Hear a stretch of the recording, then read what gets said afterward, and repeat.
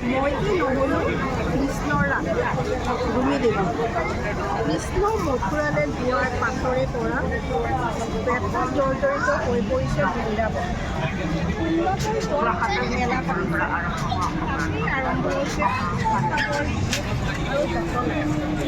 কৃষ্ণহীন ৰাধা অথবা ৰাধাহীন কৃষ্ণৰ হৃদয়ত উন্নতৰ বৰষুণ আহিছে অবিৰত।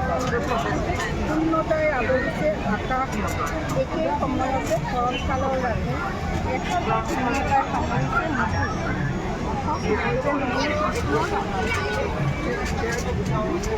পথাৰৰ মাজে মাজে ঘৰ দুপৰীয়া গছৰ আবেলি সাগৰী গৰু পোৱালি জাকৰ পাছে পাছে চিঞৰি বাগৰি নুফুৰিব। মইতো নহ'লোঁ কৃষ্ণৰ ৰাধা আকাশৰ বিফলতাত অথবা জনসমুদ্ৰৰ নিৰ্জনতাত সময়ৰ ভয়াৱহতাটো নহ'লোঁ মোৰ কৃষ্ণৰ ৰাধা।